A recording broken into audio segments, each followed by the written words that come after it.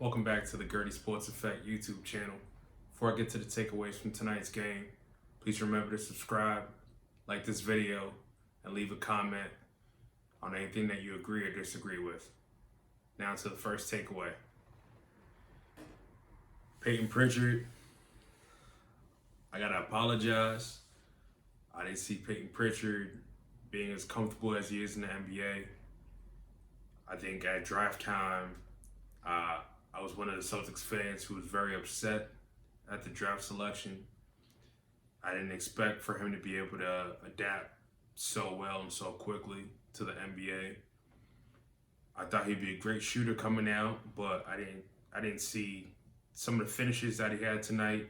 I didn't see him as the finisher that he is now in the NBA. At this point, I would say that his finishes around the basket are probably better than Jeff Teague's. And Jeff Teague's been in the NBA for a long time, so for Payton to be this comfortable coming out, I think that bodes really well for the Celtics moving forward. Obviously, without Kemba, without Jeff Teague in this game, and without Marcus Smart in this game as well, Payton Pritchard looked like, he was a vet who actually should have been starting in this game over Waters. And moving forward here, he's just someone I trust. I think someone that the team trusts. And I think if we have a Payton Pritchard in the playoffs, we can feel very, very good about the production that we'll get from him when Kemba Walker goes to the bench. So hats off to Payton Pritchard after tonight's game, 23-8. I think he's, making everyone in the league take notice, and people can't slouch off of him. And I look forward to many more observations about Payton Pritchard, 8 Mile. Payton Pritchard, you got my respect. So the next takeaway for my Toronto Raptors fans that are watching this, I gotta say Pascal Siakam and Fred VanVleet, they should swap contracts. Fred VanVleet, I think, signed a contract this past offseason for about $21 million. Pascal obviously signed a max contract a couple years back.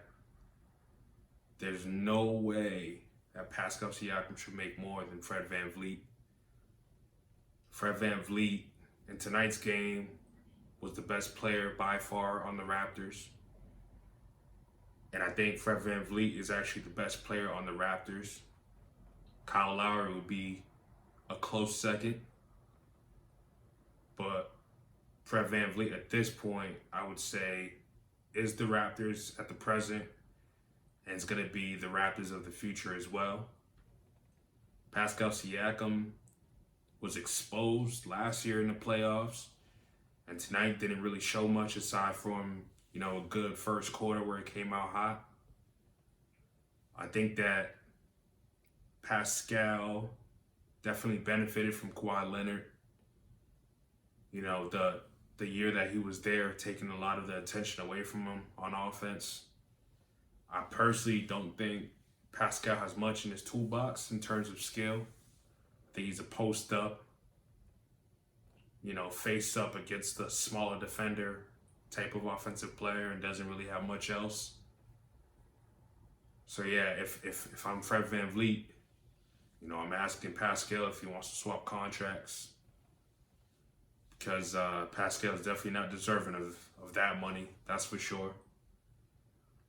So my next takeaway from tonight's game, Jayson Tatum. I think that's all I need to say. Jayson Tatum. He's his versatility at this point just surprises me. Depending on the game, he can provide the game what it needs. Last game, and then the last video, I talked about how I can see him averaging 8 assists for this season. This game, he took all the assist talk and just said, hey, don't forget I'm going to score 2 and drop 40. Easy 40. Really should have been 50. Brad didn't take him out. So for Jayson Tatum to be able to kind of do whatever that the game, commands, I think that makes him top 5, top 10 best player in the league. It's going to sound crazy because everyone looks at him as a young guy and looks at, the other marquee players in the league, but he can do everything that those players can and more. Jayson Tatum, 40 points tonight. At this point, it really shouldn't be a surprise, but it's always great seeing those nights from him when he gets super hot. So the next takeaway from tonight, I gotta say Rob Williams and Semi Ojeleye just look way more comfortable than they did a year, 2 years ago. Rob Williams comes in tonight's game and posts a double-double, a monster double-double, like 15 rebounds, I believe. 14 and 15 rebounds. Semi, able to just stand in the corner, hit those corner threes. He's able to obviously defend at a high level, use that big frame. But I would say more than anything, those guys just look like they belong on the court. They feel comfortable. They look comfortable out there. The game doesn't seem to be moving too fast for him. And Rob Williams, I have to say, the three-headed monster, really four-headed monster that we have now between Tristan, Daniel Tice, Grant Williams, and Rob. I think, that foursome there should be able to hold its own on the majority of nights. And they all bring different things to the table. But Rob's just the one with the high ceiling to me. The guy who can come in with high energy, block 4 or 5 shots, grab 10 plus rebounds, and score 10 plus points off of just putbacks and alley-oop attempts. Rob Williams, hats off to you tonight. I think the biggest thing for Rob is just the consistency. Seeing if he can replicate this in the next game. And then for Shemi, just being able to come in, giving a guy like Jaylen Brown a blow, being able to stand in the corner but also defend his man.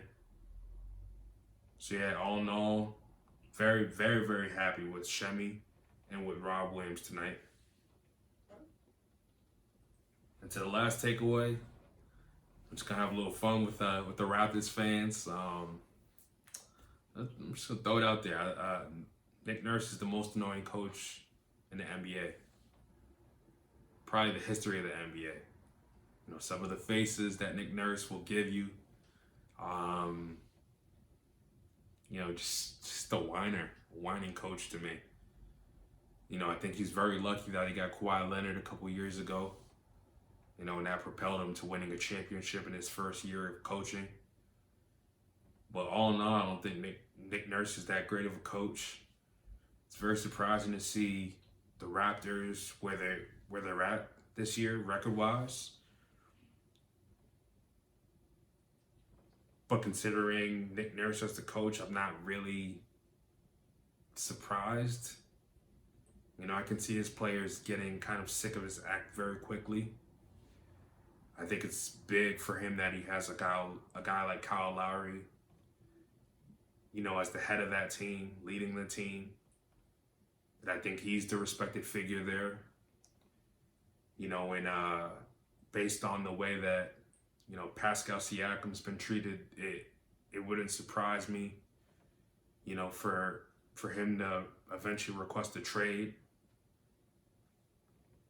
Yeah, Nick Nurse, I gotta say, I think he gets, a lot of credit, and he's really just an experimental coach. What I mean by that is he just, throw experiments out there during the game, something's not working.